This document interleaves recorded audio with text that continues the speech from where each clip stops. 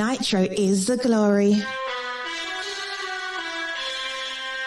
Welcome to the No Name RC podcast with your host tonight, Keenan White, aka Lefty the Great, and if you are unlucky, the Finnish village idiot, JQ. This is the RC podcast with no name, but plenty of content. So sit back, relax, and get ready for some serious bench racing.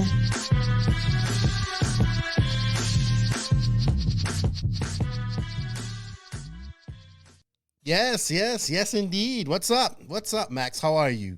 We're back again. We was just here 2 days ago. We're here again. Yeah. It's race time. It's race time. We gotta keep it up. It's big races happening, dude. I know, but we have something else bigger to talk about before we even get into the race that's going on. But before we do that, you know what, everybody? Welcome to episode number 151 of the No Name RC podcast. We celebrated our 150th episode the other day, and thank you to everybody that's reached out to us and congratulated us. We can't do it without you guys, so thank you. Tune in, share this for us. I know people are watching the race, but we're going to talk about this race and the bombshell that was dropped yesterday. But hey, thank you to all of the NNRC squad around the world. We can't do it without you guys. 2022 is coming. NNRC 2.0 is coming. Watch this space. We're gonna get better, bigger and better. Shout out to the patrons of the podcast. We can't do it without you guys either. You go the extra mile. If you guys wish to be a patron of the podcast, the link for that is in the written description of this podcast. Also, we can't do this without the sponsors. And remember, showing the sponsors some love shows the podcast some love.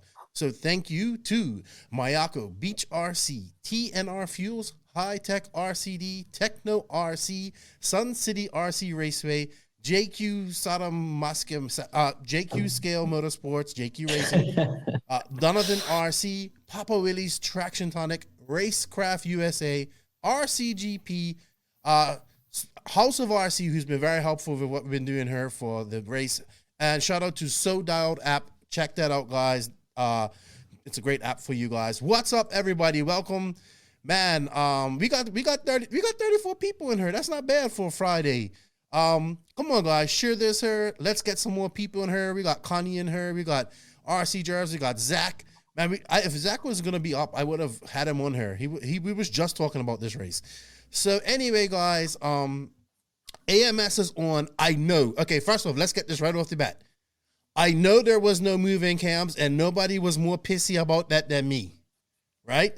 I have had my nose in a joint since yesterday for not having moving cams, but oh hark, a miracle has happened, and we have moving cams for the last 2 rounds of e-buggy. We're gonna go over the last qualifier of e-buggy, but we have moving cams. They're clear. I love it. I can't wait. Yes, AMS 12.0 is finally here, but something, you know what, Max? Man, let me tell you, I don't get surprised much anymore in this industry, but I have to absolutely say, yesterday I said I'm gonna tuck my daughter in. She wanted to go sleep. Put her to sleep for a little nap and all that type of stuff. So I decided I was gonna take a little nap with her, and I slept for about 20 minutes, and I said, oh, let me check my phone real quick, and then I'll go sleep. So in between that 20 minutes where I closed my eyes and then opened them back up and checked my phone, silly season just like came out of nowhere like a ninja assassin and almost slit my throat. Like guerrilla warfare at its best, man. It like pounced out of nowhere and be like, ha, take this, Keenan. Luckily, my silly season, being a silly season veteran that I am, I was able to deflect. But, dude, that is probably the biggest news we have had in years. Yeah. David I was Ronnefalk. just thinking about it's like David Ronnefalk leaving HP Racing is probably the biggest move since Tessman leaving HB, Mayfield leaving TLR, moves like that. Drake leaving TLR. It's as big as Drake leaving TLR. Something like that. Yeah.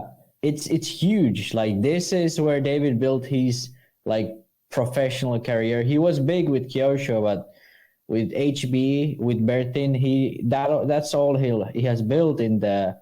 He won his first world championship with HB.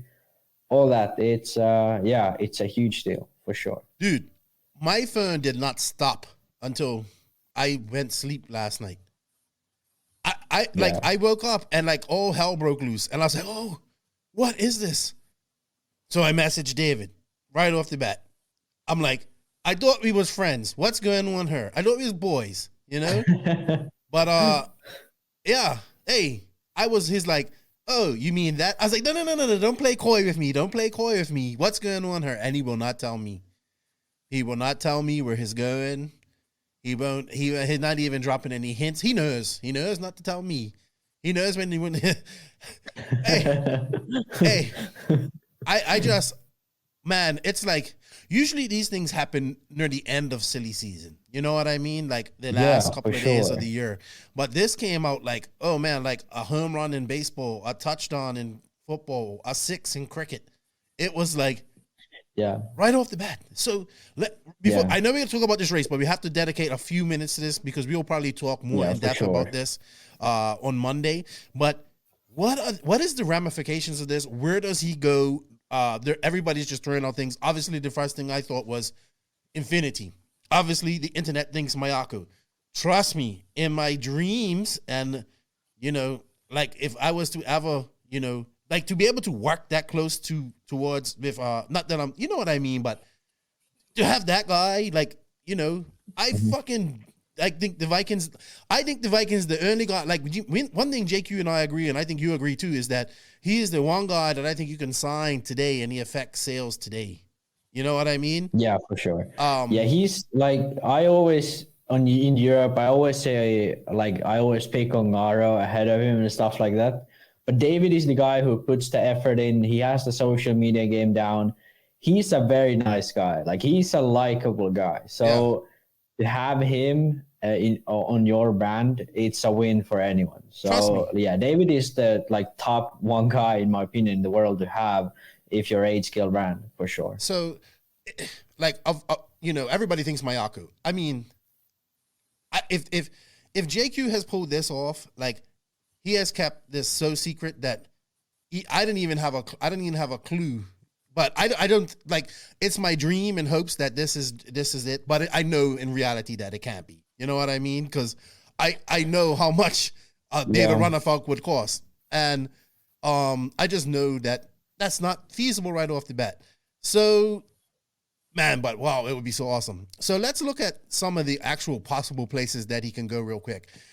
But he's the fucking Viking, and he can go wherever he wants, I think. So, wow. I mean, okay, let's look at who can probably afford him, because I'm hearing mixed things. I'm hearing maybe Adrien's out of the industry, but then I'm not sure, because then you read his thing and he says, the thing is, if they leave at the same time, I can't see an option where Adrien goes out, because the thing is, as I understood it, David had his contract until 2023, which means that he left the mid-contract. Maybe mutual decision, maybe he made the call, maybe HB made the call that they wanted something to change. I don't know. But in the end, he left mid-contract. That's what I'm hearing. That's what I think is the facts here. And to me, the fact that they announced the way they announced, which is David and Bertin is leaving, to me, it's the only option is these guys are joining some team together. Well, I'm thinking that he's leaving because I'm heard that. But then you read his thing and he says, "Oh, we live for challenges, and the next one is going to be extremely challenging." So, man, I think it's Infinity. It could be Infinity. Maybe Adrien gets in that role. Infinity would be sort of the number one pick, I think. Not from the perspective of David, but from the perspective of how the industry is at the moment. Mm-hmm. But there are some other options. To me, I can't see sort of a conventional brand like TLR or AE or anything like that. But I can see TLR doing that. I can. I think I can't. that I just you can't. get Adrien Bertin and the Ronnefalk on your team. The proof is in the pudding. Look at the success that they had at HB, and look at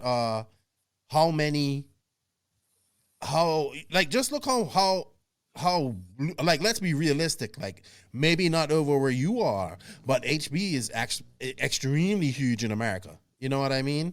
On both coasts. I mean, yeah, even in Europe, HB is pretty big. I mean, worldwide, it's a David big has brand. a lot of influence. It is. But we also have to understand that mostly everybody that's running this car is also on a deal. I'm just saying, but it's a great car. It's super popular. Sure. People like it. But I also believe that Ronnefalk and Bertin were very influential in making and getting it to this level. For sure. And I think Bertin is one of the main sort of influences on the car. Like, obviously Torrance is, I believe, still the main designer of the car, but Bertin, for sure, he is probably the guy who tests the most and improves the car the most. And him and David leaving is a huge blow for HB, because I consider this car one of the, let's say, top 3, top 4 platformers in the market right now. And now Cole, as good as he is, he's not a world champion. He's not even a Raw national champion. And he is the top guy for this brand. Mm-hmm. So he has some big boots to fill, or HB needs to get a new guy in. Or he's next. And just saying. I'm just saying. But where does he go, though? Look, I'm going to say something. You're shooting from the hip again, kid. No, I'm You're not. shooting No, from I'm the not. hip Listen, again. listen to this. Listen to this. So the day before, so it's Friday, right? So Wednesday, I got a message from a listener of this podcast who runs HB. I'm not going to say which country he's in, but he's not in America. And he's not in, he's like in a place where the HB is popular. So he was like, hey, Lefty, let me ask you something. Have you noticed that David Ronnefalk isn't posting about HB much now? And he goes, let me tell you something.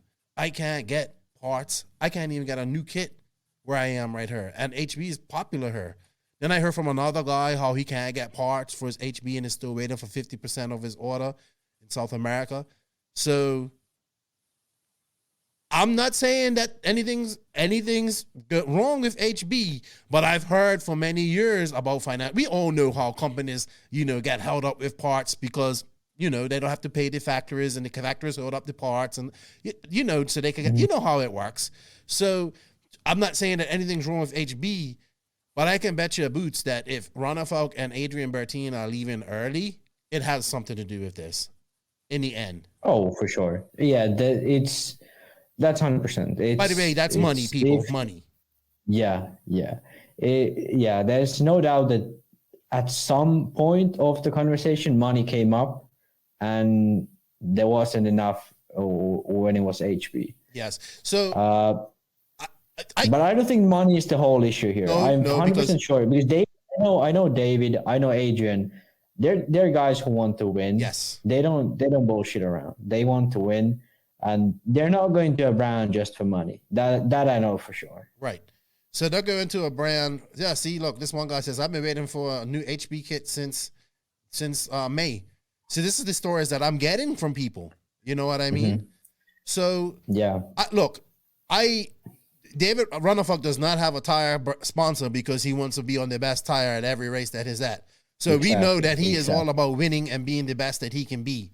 And Adrien and him are like, they are, meant like, it's like Yoda and Luke, or Palpatine and freaking Darth Vader. Yeah. You know what I mean? So these guys have been driver and mechanic since 2009 when David won the European beat championships. These guys have been since David has been in the international scene. They have been sort of a pair. So. I know we're going to take questions later, but I have to actually, we probably should tackle this one real quick because it's actually a great question from Matt Harris. What's up, Matt? Remember Matt from out in Santa Barbara? Yeah, for sure. In your opinions, which brands are the most financially stable? Well, TLR. Yeah, TLR, no doubt. TLR it's the revenue behind Horizon Hobbies is immense. It's It's incredible. That's the biggest brand in RC by far. Not TLR, but the Horizon Hobbies Corporation. Which I'm hearing, I'm not going to say yet, but I said this a couple of months ago on the podcast, I believe, that Horizon is about to gobble up another big old company in RC. And it's not a tire company. Yeah. It's not a body company. It's a chassis company. Yeah. I'm hearing that the deal's almost done. Happen. That's what I'm hearing. I hope that doesn't happen, but I don't know. All right. So the second one is X-Ray. Yes. But that's not to RC income. That's from out of RC income. They get support from EU. They do outsourcing for other big manufacturers. X-Ray is number 2. Infinity, in my opinion, even though they have the biggest backing monetary-wise, they're still number 3 because of the fact that their monetary backing isn't very secure. It's one guy. He does whatever he wants with his money. Mm-hmm. Someday he just says, RC racing sucks, and he quits. That's why Infinity comes in at 3. He can afford it. He can do crazy things like spend hundreds of thousands on one weekend race for on-road nitro cars. But the thing is, it's not very stable income in a sense that it's like MX. He can decide it. It's like MX. Yeah, exactly. He has a lot of top drivers, and then just one day they just quit. Mm-hmm. Like that's what happened to MX this year. Yeah, and then I would put Mugen in number 4 actually, because for sure they're the smartest. Mm-hmm. Like they don't spend a lot of money. Yeah, they don't. Yeah. They've also used their heritage and their brand, of course, and they have Drake, and they have Mayfield, and they have Battier, and that's all they need. Mm-hmm. That's all they need. Yeah. So and then one guy says Nemo. I don't know. I don't really know what Nemo's financial side is. Nemo. The thing about Nemo is, they have also outside of RC money. Nemo is sort of one of those companies where it's I don't know how to nicely say a tax write-off, but it basically is that. It's supported by outside. It's supported by outside the industry money as well. Yeah, it's not completely supported off Nemo Racing, whereas Mugen is. I would say. Mugen is probably the only big company who only goes by with inside RC money and inside racing money. Yes. Horizon survives with RC money, but it's mostly because of Arma. It's mostly because of like Axial, all those like scale brands and stuff. Mm-hmm. So it's not really racing money. TLR isn't that big. I'd say AE is much bigger in terms of racing than what TLR is around the world. And I think it's hard to say about AE. They're owned by Thunder Tiger, which probably makes a decent amount of money. They have sort of a connection with the factory. They have that. I think A would be the next one. If Nemo has bank, they should sponsor the podcast. Yeah, but the thing is, Nemo has money, but I think the guys who run it sort of want to make it sort of stable financially. They don't want to just spend money on it. They want to make it work as well. Right. They want the money from the RC to pay for the RC. Exactly. I get that. All right. So that's it, guys. We don't know much more. I mean, trust me, everybody's being very tight-lipped. Trust me, on the whole Ronnefalk thing, I've been running so many scenarios through my head. And just kind of, I don't know. My brain's tired. I can't think anymore about it. So, and it doesn't take long for my brain to get tired. But anyway, Max. So AMS is on the way. We are watching AMS. We finally got. Of course, we got Mick Craddock tuned in. He says if they want to win, it's Kyoshin or Mugen. If they want money, then it's elsewhere. He ain't wrong. I disagree, though. There are other brands you can win with. Ongaro has proved it. I think HP has been the brand as well, outside of Mugen and Kyosho. And Kyosho has sort of lacked now. They have stepped back a bit. Oh, no. Nick is not going to like that. He is not going to like that. Yeah, he's not going to like it. He's Kyosho for life. I know. I get it. Kyosho was, let's say until 2014, 15, 16 is stretching it. Until that time, Kyosho was the car to beat. After that, it's been pretty much Mugen or Mugen AE, HB, those Techno. cars, yeah. For sure. All right. Techno? Oh, it's a very popular car in America. It's very popular. No, but I mean like the car which wins races. Oh, okay. Why not Mayako? You know what? I'm with Mel Marks. We should stop saying why not, and we should start saying why can't we? Yeah. That's what I say about Mayako. But okay, let's get into AMS. All right, and so, I want to point out, I want to start out with something that actually Zach Ryan pointed out in the comments, which is this race has been J Concept's dominance. It's always not is, just though. like J Concept's being good.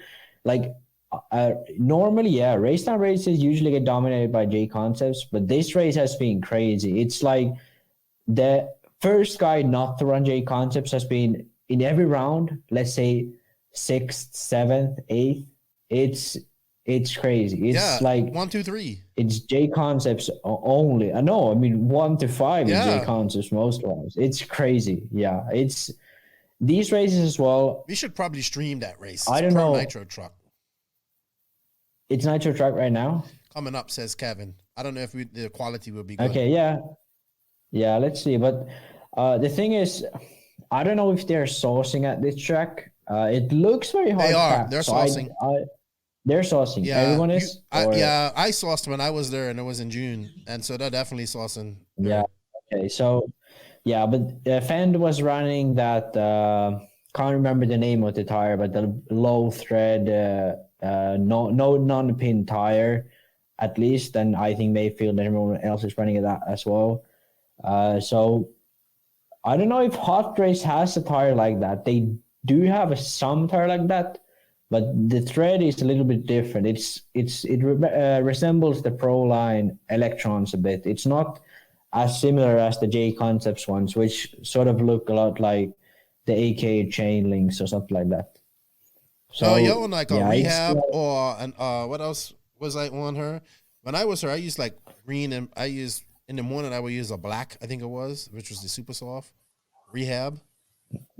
Reflex. No. Reflex, these guys are on low thread. It's the can't remember the name of it, but it's basically it kind of looks like the chain link of AKA. I ran this tire at Eclipse. Yeah, exactly. Yeah, that's what they're running. We didn't have the Eclipse in 2018. Yeah. That came out a bit later, but that's really good tire when it's clean line. I ran that at Badlands. It's good, and it's a little bit lower than the chain link from AKA. It's a little bit sort of bigger than the Typo from AKA or the Scribble from AKA or Electrons from Proline. So it's sort of in between all that, and it works really well in certain conditions, especially East Coast dirt for some reason. Most likely because they test a lot on it. But yeah, tires has been, I think, a huge factor here. Oh, it's clear. Like Jones is beating Tebow almost every round now, when usually Tebow is the strongest techno driver. Right. So Bornhaus is fast. I also think that exactly. So I know a lot of people have been confused with the qualifying system. I get it, and then the software does not allow, for some reason, it counts it like regular 5-minute qualifying. So that's not actually the way it's supposed to be. So so everybody else today, if you're watching the last round, it's your top 3 laps. So, yeah, you just gotta watch us. We're doing Pro Nitro Buggy. So every time Pro Nitro Buggy is done, we'll have the results, and that's the actual real results. We won't have times for everybody, but we have times for the top 3. So yeah. That's how it's. I think tomorrow would be normal because it's just gonna be 10-minute races. So it's gonna be as races. Mm-hmm. But today, there's gonna be. I think there's gonna be. I don't know if it's 1 race each heat or 2 races each heat. No, 1 race each heat. Okay, yeah. There'll be, and then they have lower mains at the end of the day. So they run, I think, up to B mains. Really? tomorrow. At least on some classes they run up until B mains tomorrow. Okay, I didn't realize that. Yeah. Really? But they have double mains they have double mains in E classes, and they have I think it was at least Truggy. I think they run up to B main, but I'm not sure. Right, Kevin. Kevin was asking that this morning. So yeah, on Live RC, click on the EPD button, and then you can see the top average 3 laps. Yes, we get that, but it's not. Is it shown on like if you go to the top? Yeah, you can see on Live RC if you go to round results. Let's say round 3 qualifiers, you click sort by 3 consecutive laps or top 3 consecutive or something. I don't know what they call it. I get that. That way you can see the actual order. But the issue is when you go to overall rankings, it somehow combines the results. It doesn't count with points. So that's the wrong ranking. So you kind of have to count the overall by yourself, which is kind of annoying. But yeah, after Q3 we'll try to get the overall up on NNRC Facebook. I'll count it if they don't have it up on Live RC. Well, I'm looking at Q2 right now. They are just going into the first heat of Pro Truggy, I think. Is it? No, Pro Truggy? Yeah, so probably in 5 minutes we gotta check out the top heat, right? Or do they have they have 2 heats. I'm lost here. I lost that already, did I? All right. Cool.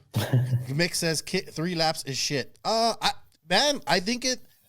Talking to I think it's better. I think it's a lot better. Dude. Talking to people that are there, that they seem to like it a little bit more. You know, you can make some mistakes, and then you could go out there and you know, you don't have to focus for 5 minutes. I think our brains just aren't used to that. Like, you know what I mean? I know my brain took a while to register on that type of stuff. Yeah. The thing here is, I can dig 5-minute qualifiers, even 10-minute qualifiers. The thing is, it's not about speed at this point. It's about consistency already. In 5 minutes, it's about consistency. And I think, especially at these bigger races, you go out, like, it's so, like, you have multiple hours between your runs. The track changes a lot. You might have messed up seating or something. Having sort of the security to only do, let's say, top 3 consecutive laps or the top 5 overall laps or whatever, I think this way sort of you can sort the drivers out by actual speed, and things like luck or track position or like heat at any point. Because at the Euros, there has been a lot of times where you seed into some heat, the track gets much better through the round, and you are either in the bad heat or a good heat, and you get a really good run in.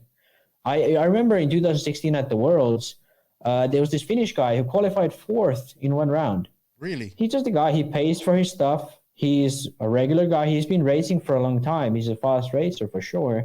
But this guy qualified 4th in the Worlds, only because he was 10-minute qualifiers. He didn't pit. He did a clean run. It was a good run. He was the best run of the race. And the track was a lot better than anyone else's. Really? I don't think qualifying is about that. I don't think qualifying is about having the best track, having the best way around traffic. I think qualifying is about being fast. And I think having the top 3 consecutive or having top 5 overall best laps, I think that is a much better measurement for speed. Because in the end, in the mains, consistency will pay off. Mm-hmm. You don't have to pay the consistency doesn't have to pay off until the mains happen. And I think this is the way to go for the future.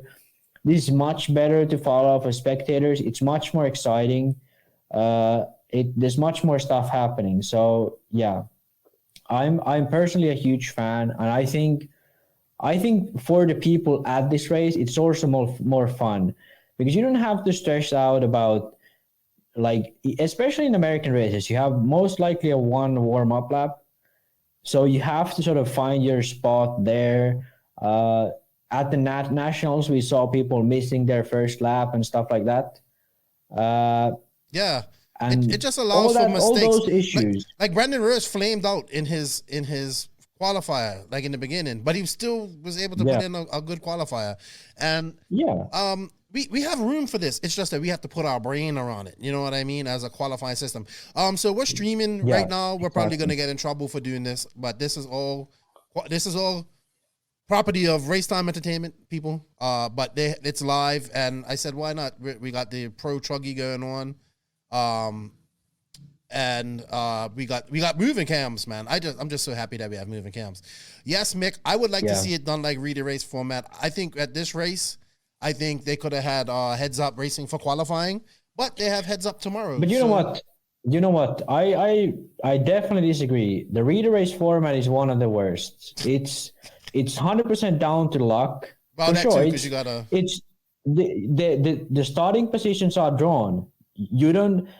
You are not guaranteed. Like, let's imagine a race where Jared Tebow or whoever, pick your favorite driver, starts every time there's a really bad heat around him, starts in last place. And every time there's the toughest heat around him, he starts first, and all his rivals starts last. That's so unfair. That's not real racing. That's not fair racing. That's all down to luck. For spectators, probably fun. But I respect fairness. I respect proper racing. I respect speed of the drivers. I care about the guy who wins is actually the fastest and most skilled, not the one who has the most luck. Wow. So arrogant one. You are really upset about this part, about this. You feel passionate about this. Because people don't realize this. People should say, oh, racing is fun. I want more racing. But the thing is, we had at RCGP, we had in RC2, we had races for qualifying, and it was kind of by time, and everyone hated it because they had to race against each other, but they still had to have a good time. That sucks. Having the relay race format with, let's say, okay, what did it say? So you have 2 good laps, and then someone takes you out in the last lap, and you have to start again. Yeah, I mean, that's like F1, dude. Like, you have 2 good sectors, and in the 3rd sector, someone's in your way. Do you watch F1 like, oh, this guy had very good 2 sectors, and in the 3rd one, you're like, oh, he should have had the best lap, but he didn't have a good 3rd one. No, to me, it's if it was the best lap, it will be too short. It's most likely 30 seconds or so. That's a short amount of time, and you can really push for 1 lap and get it sort of a ghost lap in. That's why I think 3 consecutives is good. I think even better would be top 5 laps. And Joseph also said this as well before in our pre-race show. Having the top 5 overall laps, you can have it so that you just do 5 fast laps.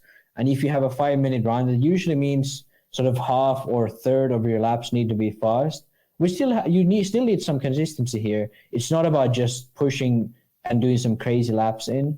It's about like repeating your speed. So I think either system is pretty good. It's better than the 5-minute one for sure. And for you viewers, it's definitely a lot better to have a system like that. That's what I think, at least.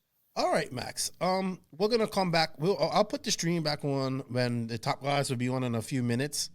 But you definitely are very passionate about that. That was your biggest rant I've ever seen you go on. But I think there's room for everything. You know what I mean? I think they could have done like 1 qualifier regular, 1 qualifier racing, and then 1 qualifier like 3-lap consecutives too. But then I don't know. From what from people that I'm talking to were doing it for the first time, they kind of like it. So we shall see. All right, so Max. Do you want to talk about Nitro Buggy real quick? Because you are all in love with Fen right now, and you just are so amazed at how fast it is. Even though I knew all of this anyway, you know, nobody just wants to listen to Lefty. What? I'll correct you a bit here. I was excited because Fend was looking like Ongara for a second. Yeah. But deep down in my heart, I knew Fend is Fend. He what is a tiger doesn't change his stripes. A leopard doesn't change its spots. In spots. Uh, he's already getting a little bit shaky here, and Well, Mayfield and Rivkin were right on his ass on on that second round. yeah, And where he was and blown away by almost the first one was like a 2 sec, like Seedon was 2 seconds and he was a second ahead. yeah, You in know, the first round, yeah, it was crazy differences to start out with, but tomorrow 10-minute race. piece of cake. He's got to hold on to the. I cannot know. legally. He's got to hold.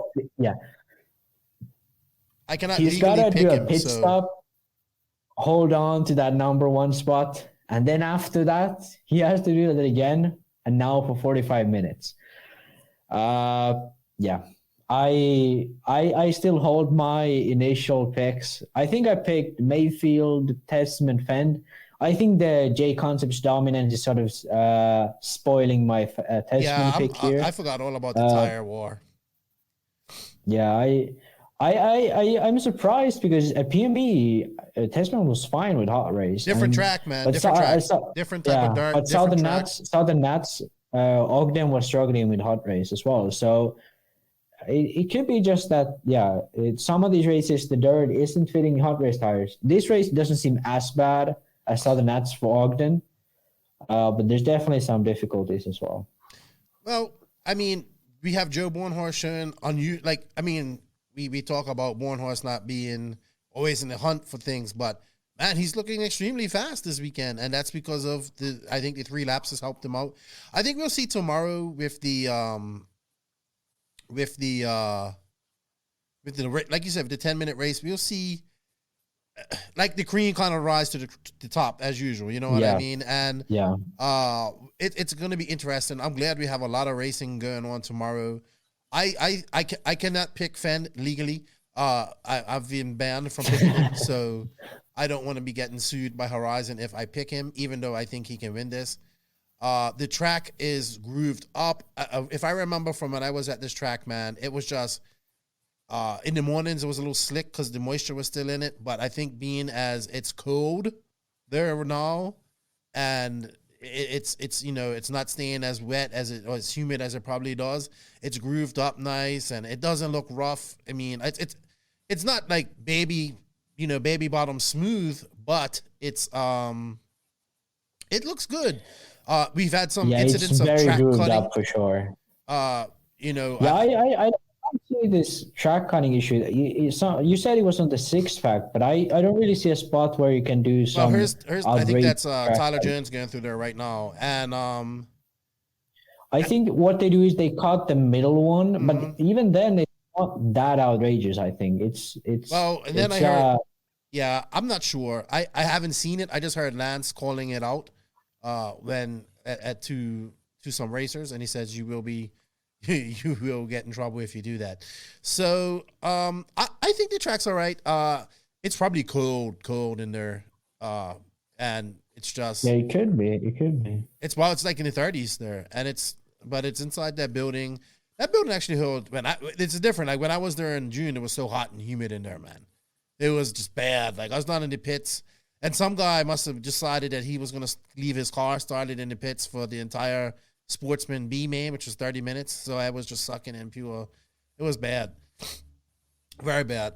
But any surprises for you in this, Max? Let's look at who has surprised you here. I mean, Spencer Rivkin has not surprised me. He's up where he's supposed to be most of the time. Tyler Jones is showing great pace. Realistically, there hasn't been any surprises, and that's also because of the format. It's not down to luck, so the fastest drivers are fast, and that's how it always should be. Now we're gonna have the race tomorrow, the qualifying race, or Superpole as these guys call it.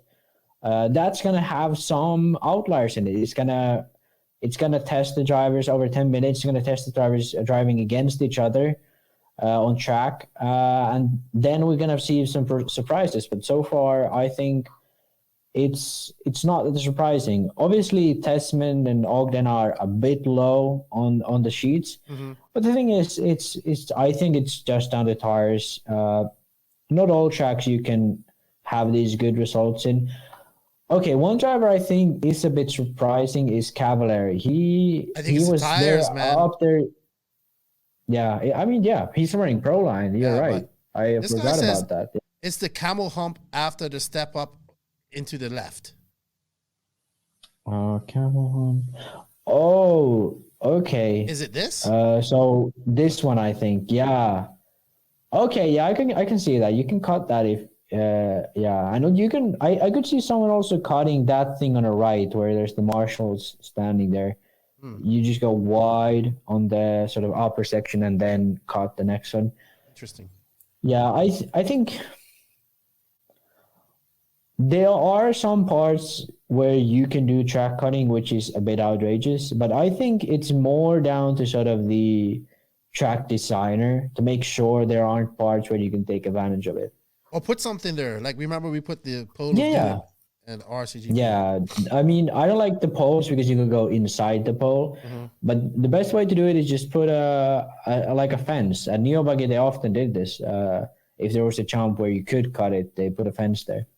Did you want to talk us through a lap here, Max? Like, if you was, we need to pick somebody here. Who's that? That's Lutz. Yeah, I think that's Brunson. Not sure. That looks like I'm pretty Lutz. sure that's Brunson. Brunson runs green. Oh, it's wheels. green front. No, but that's green front That's end. not Lutz either. I think that's Brunson. I'm pretty sure. No, that's Lutz's colors. No, but it's green. I see green. Oh, you're behind me. Whatever, I don't know what okay. you're watching. Anyway, I don't think that's gonna work too good. Oh, okay. Let's see. Let's see if he picks a car now. Okay, that was Rivkin. Looks like he's Okay, picking he's up. filming Rivkin. Yeah, he's picking up Rivkin. So, okay, let's start from here. So now going back into the rear six pack, I think this is the coolest section of the track. You gotta pick a good line and then sort of have a good line into the sort of elevated section on the top right. At the end of the straight, it's nothing too crazy. Well, he's picking a new car again. He just can't decide. Yeah, I mean the track looks really cool altogether though. There aren't like the triple, the end of the straight, the double after the straight.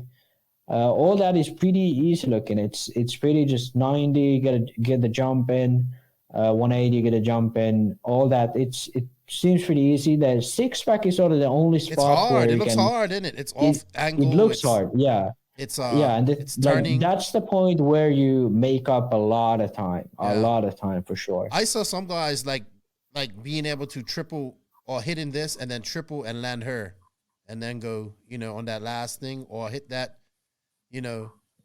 So yeah. In Nitro Buggy, I think Jones was jumping this whole thing at one point. Yeah. The thing is, like, jumping huge on these six packs or something like that, it's always a bit hard to do consistently. It's risky too. It is. And even if you gain, let's say, a tenth or two a lap, you're going to crash there at some point. So that's a more of a loss. And I'm looking at the results right now, and it was actually Rivkin who was TQ this round.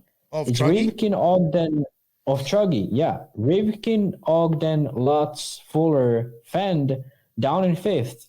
Cavalieri, Mayfield, Bornhorst, Tyler Jones, and Spencer Hackett around the top 10. I'll see if there was a guy from the previous heat who made it into... actually, Tebow made it into 10th, I think. So Tebow rounds the top 10. But yeah, Fend down to 5th. So maybe the prophecy is already falling down and the dreams are crumbling. Well, I don't know. Does it really We matter? gotta wait until Nitro Buggy. Yeah, Truggy. I know you guys are kind of like pro Nitro Buggy. So even though I like Truggy, sorry guys, my nose is running here. All right. It's hard to say because without being able to really have moving cams, and we just got moving cams like 20 minutes before we came on the air. I haven't really been paying attention to the race because it's just without the moving cameras, it's like it's it's like you can't. It is. Yeah, I was just so frustrated about that. Yeah, because the thing is, you wanna follow it and you wanna be interested in it, but like it's really hard when you can't really see the cars, you're like trying to figure out what car is that, or all that. It's a bit difficult for sure. Hey, Mike Walker, are you ready to come on, or are you racing? I think I missed my chance to call him. So we're supposed to have him on. He's like, oh, I'm free, and then I missed him. Let's take some questions while we're here.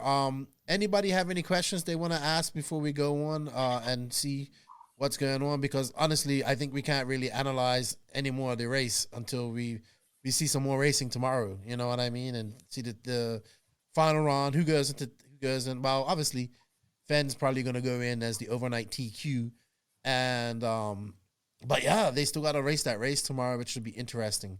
Any questions? You guys can just post them here in the chat.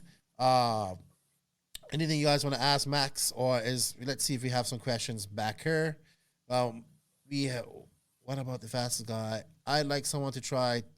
Evan Osborne says, I'd like someone to try time trials for qualifying. 1 lap, 1 car at a time. People think it's boring to watch, but I like it. You can focus on a single car where they gain or lose. They actually do that in on-road, Superpole. On-road, yeah, Superpole. The thing is, it's very time-consuming, very, very time-consuming. So it is. The Superpoles are one of the most exciting things to follow, because you watch one car. If he makes a mistake, everyone who's watching in the stands is just like, oh, and you can hear the sort of crowd because it's only one car. So Superpoles are fun, but you have to limit the cars. You can't do every car because it's the time it takes it's a lot. So Benjamin, I think this sort of top 3 consecutive or top 5 overall is the best compromise you can have here. Benjamin James, what's up, Benjamin?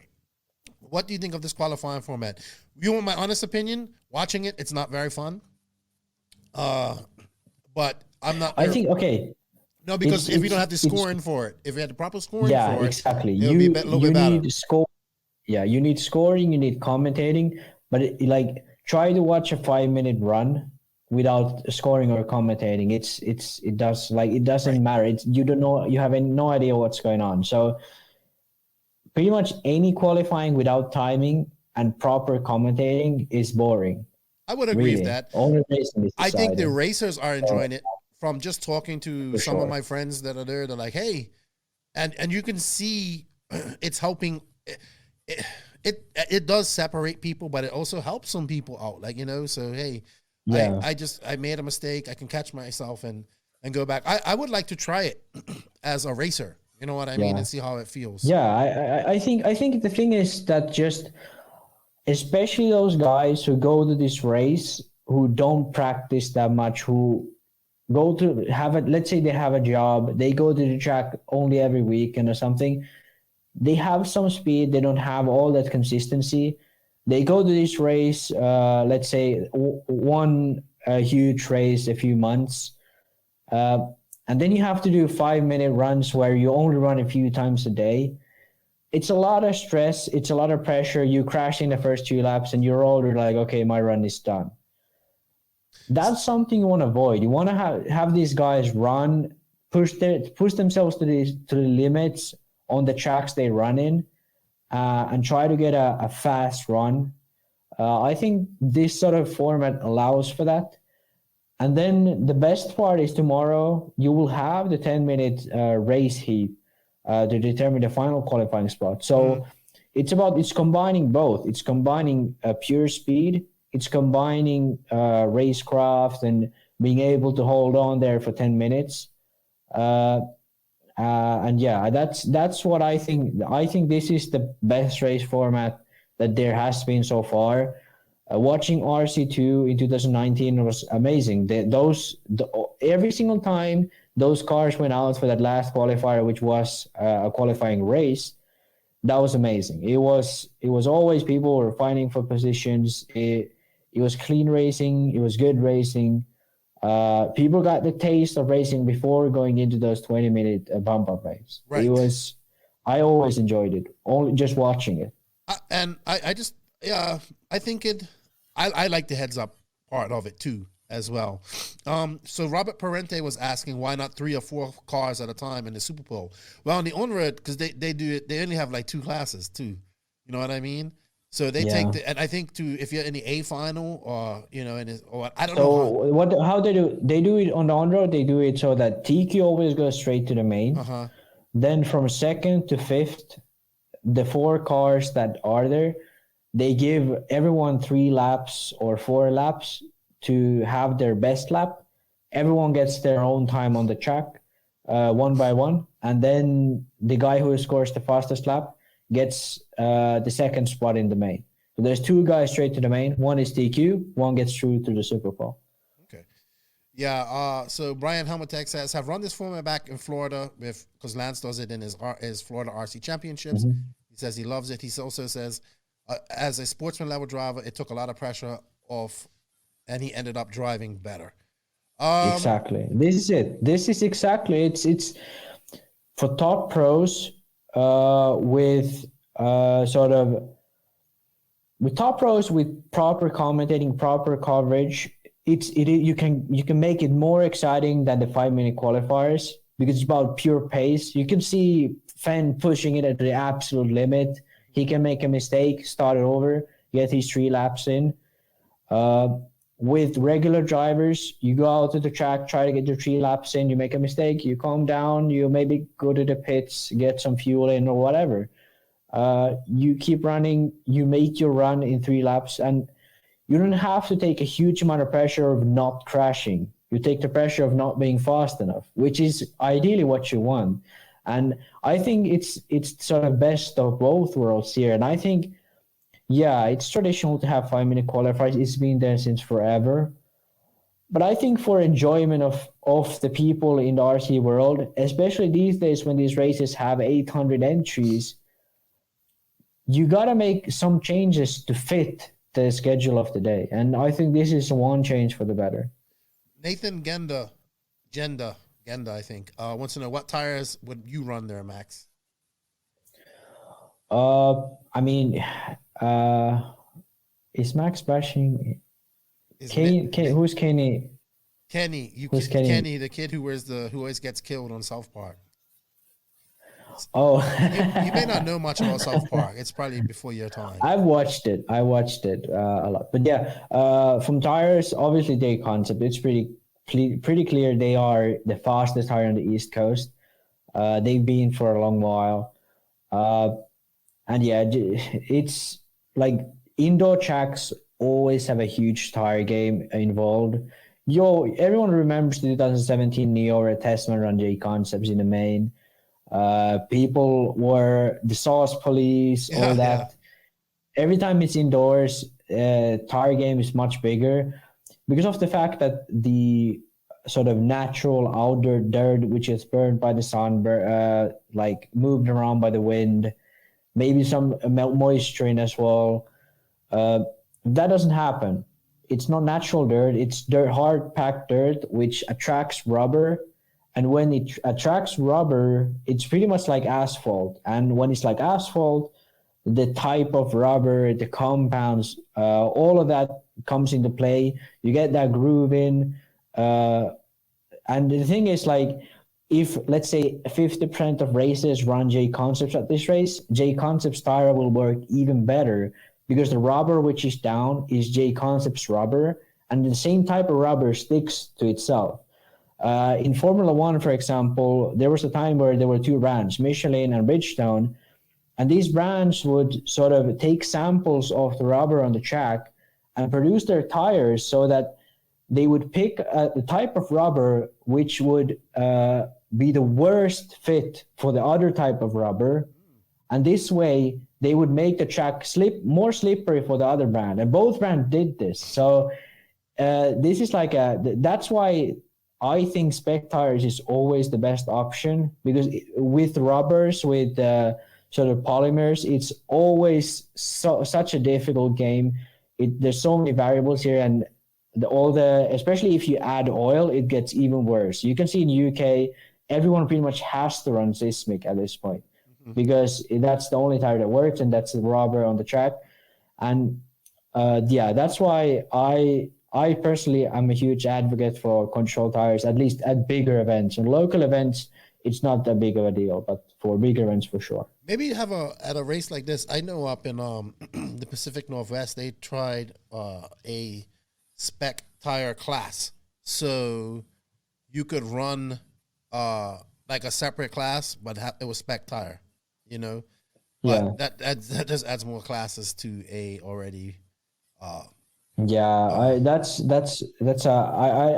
say I think one of the best things I've seen sort of on a club level was in Austria, actually. They're sort of, I don't know if it's a club race series or just a club race is in the region. But what they did is they had, like, every brand had their tires. So say AK had Impacts, Proline had Blockades, for Circuit at Hot Dices. So every brand, no matter which brand you were running, you had one tire thread and compound you picked, and that's what you ran. So, and there was always like those, they were picking threads and compounds that were matching each other so that you would really get advantage of going to different brand. So this way people could run their own chosen brand, but still be very sort of equally balanced. And you wouldn't have to test a bunch of tires. You would just run the one tire you had. I think that's sort of a good balance on a club level for sure. For bigger events, I think it's the best, especially events where people fly over. It's always best, in my opinion, to have a control tire. Oh, excuse me, I must be getting a cold here, man. Donnie B, he says, I really like the Blue Ridge Nationals because they had 10-minute qualifiers and it's heads-up racing. Yes, he has a whole different format as well. He's explained it to me. I've forgotten how it goes. Yeah, that race is getting more popular, and he had great coverage as well. Adam Reevy, I don't know how. I know this is another trick to get me. He's the guy who got me yesterday on the live the other day. Is Corey Schmeller there? I don't get it. I don't get it this time either. Nathan Genda, what spot would be the best place to push a pass? I'd say on that 6-pack out there. After the 6-pack is good. Probably before the camel jump as well. On the camel sort of jump. You can easily go wide on that double, and if the car behind you get the good line in, he can push the front end in and sort of go side by side over the camel jump, and I think that's a good point to pass. And after the 6-pack over the elevation, it's very easy to make a mistake and get your nose in the inside and just make a pass there. Benjamin James, do you think in Nitro class, someone might try to push for a 10-minute fuel strategy tomorrow and sneak into the A main? It's possible. 100%. And that's why I think always last chance mains and all these type of mains should always be 10 minutes. Because there is that fuel strategy in play, 10 minutes is very hard to achieve on most tracks. There are some races like Neo, the old Neo at Harper Adams, and some tracks which 10 minutes is pretty easy to do, which then makes it a bit difficult because some people are always not going to be able to do it and some people are. So then it's a bit more annoying. When it's like a regular track where most people aren't able to do 10 minutes and there will be one or two guys who can, then I think it's just more exciting because these guys always have to lift off a bit to make the 10 minutes. So it's sort of that slow and steady for 10 minutes or fast and then pit and then fast again. I kind of like that strategy game here. All right. Jake Wilkening. For sure not. Is Horizon buying HP? Man, I'm not surprised at anything Horizon does right now. They want everything. Everything. The thing is, it's already owned by Neidhart. Neidhart also is Orion, and Orion's one of the biggest manufacturers of batteries for RC. They manufacture batteries for other companies as well, and they are huge. Especially like RTR batteries, it's pretty huge. So I really can't see something like this happening. I mean, if it happens, I wouldn't be surprised because Horizon just wants to buy everything. They want a monopoly, so then they can control the prices and make even more money. But I don't know. It would be a weird move by Neidhart to. Well, the move that I'm hearing they're gonna make is weird, but you know what can we say? What can I say? They just bought 2 tire companies, so yeah, but they want those everything. were Proline wasn't going bankrupt, but AK was bankrupt pretty much. I don't think they were going bankrupt. I don't think Proline was going bankrupt. I think they just sold when there was good time. I think AKA was going Proline bankrupt. wasn't. Yeah, that's what I mean. Like Proline was doing fine, I think. AKA was, I think, and the thing is, Horizon didn't buy AKA. They bought AKA's assets. So they can just produce more tires there. They bought their molds. Yeah, pretty much what that means is AK was in debt and Horizon paid their debts off. And now they own their assets. Yeah, they own their assets. That's what they do, literally. I don't know, man. We don't have too many more questions. RCJR says the smaller, shorter lap times makes 10 minutes to do less sketchy. So I think people will try longer stops in mains. Yeah, I think guys are going to do it, especially with 45-minute mains and 30-minute lower mains. Why not? Why not? Yeah. I know we was planning to do this with the Nitro Buggy last qualifier coming on, but they kind of messed up the schedule. So Max was a little bit upset about that. What's up, Colton? How you doing? Yeah, I definitely was a bit pissed because they had a schedule. First American race ever to have a schedule, and then they switched it, and I can't find the new one anywhere. So somebody has to schedule. Post it. Yeah, please post it somewhere so we can see it. But I couldn't find it on Live RC. I couldn't find it on their Facebook. So. All right, let's see, guys. Who do you think, being as we're going to qualifying tomorrow, who do you think is going to be TQ? Who do you think is going to be a top 3 going to qualifying on Sunday in Pro Nitro Buggy only? We can make predictions of that, can't we, Max? So Fent has already locked into TQ. Well, he has to because he has to do that 10-minute race too. Oh, okay, but let's say so the first qualifying segment, the timed qualifying segment, Fent has locked into TQ. Yes, I think Mayfield is pretty secure in second. Rivkin and Bornhorst is fighting for third, really, if we're being honest. I'm going with Mayfield to start on pole on Sunday, for sure. He's definitely getting on pace. Yeah, definitely. He is, and I wouldn't be surprised seeing Fenn make a little wobble, make a little mistake in that 10-minute main, and Mayfield just gets by. What's up, Curtis? How you doing? Well, I cannot say his name and therefore pick him for legal reasons, so he will now be the person that we do not talk about, whose initials begin with a D and a P. I think he's on fire, but I think he is for sure. I think Mayfield has found something too, right. And he has. He's coming, and it's going to be an interesting third qualifier here, and I think everybody should tune in because we're going to have moving cameras, and I'm going to tune in. I wish we could wait until it's on, but it's probably another half an hour away, and Maxie looks super tired. And I'm sure everybody doesn't want to hear us ramble on for another 30 minutes, and we wasn't planning on this being very long anyway. So that is I think that's it for us. No more questions here. So, yeah, nobody has any more questions. We're not doing a recap tomorrow, but we will be doing one on Sunday. We might have to revisit that time now, Max. With the new schedule. We have to revisit the time. We have to look at the schedule.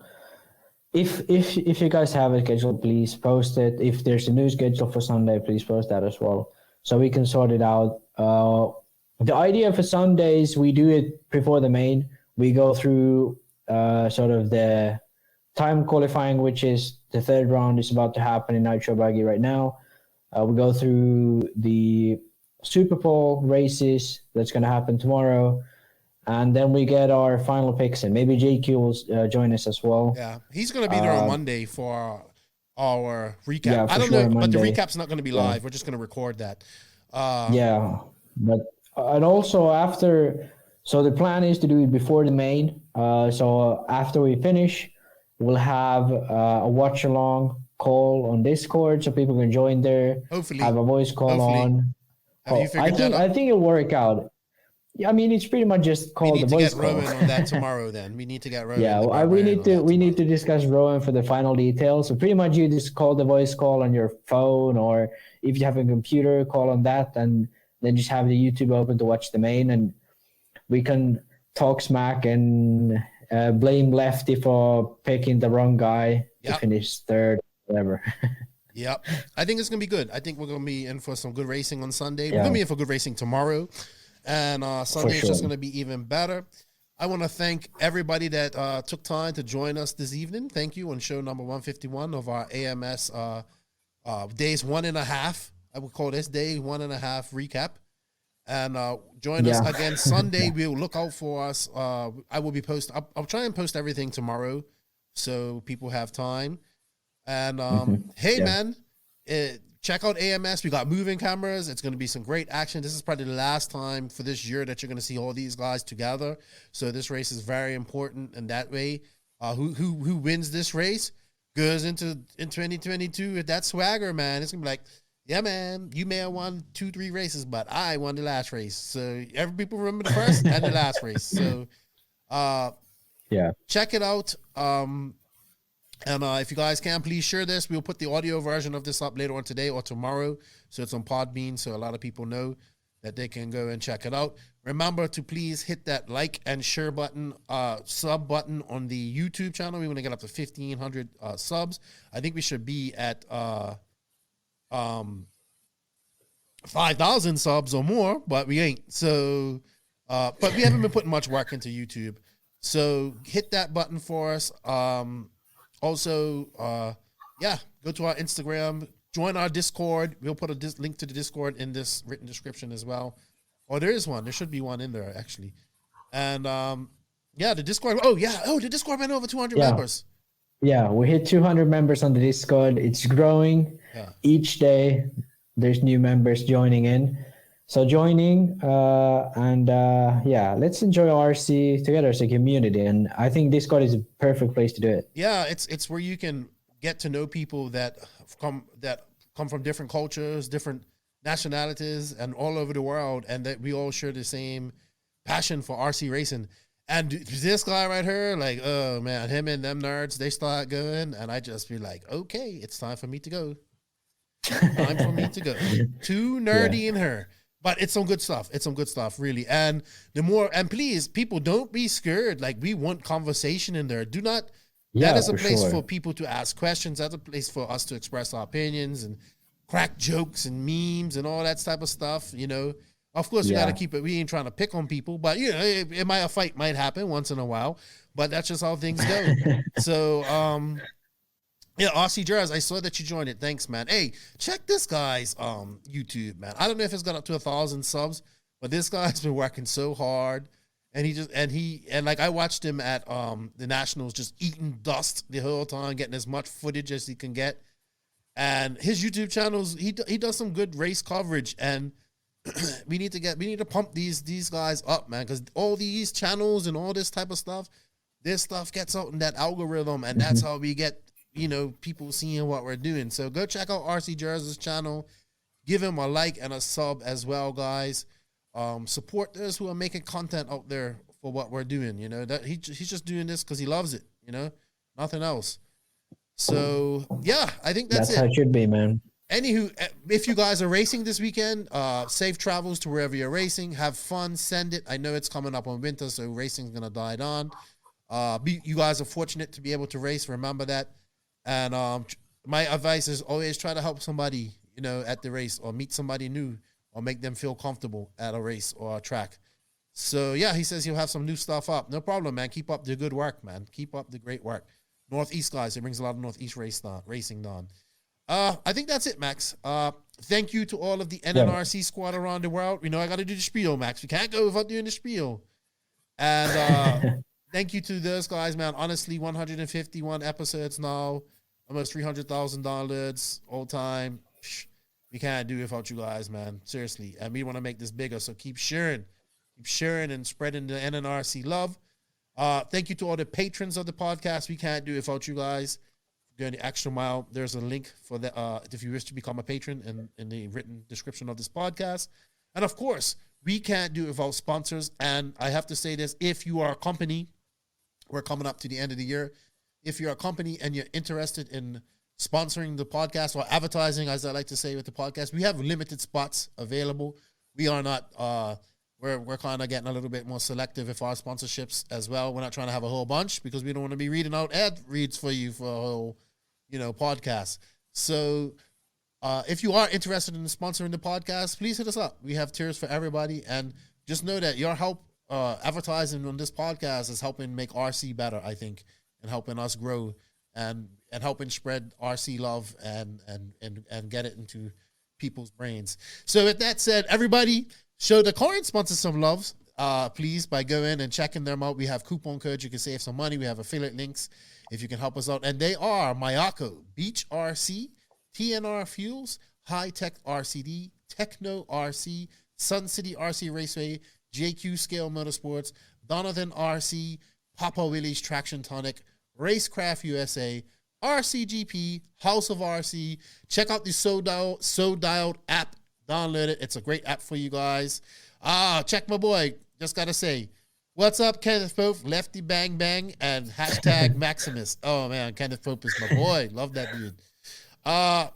You know what? You guys out. Have a good weekend. Have a good evening. See you guys on Sunday. Tune in Sunday. And, enjoy AMS. You know what? Maxie, and I'm going to say your name first. Maxie and Lefty are out.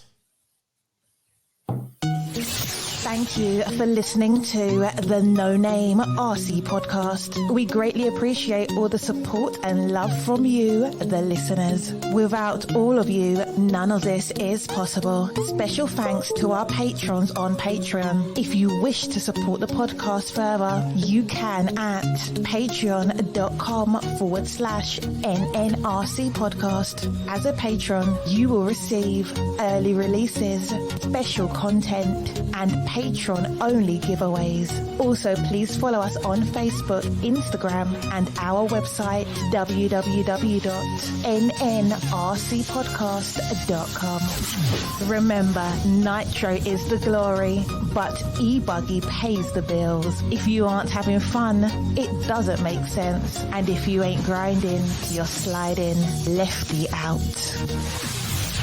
Nitro is the glory. Nitro is the glory. Nitro is the glory.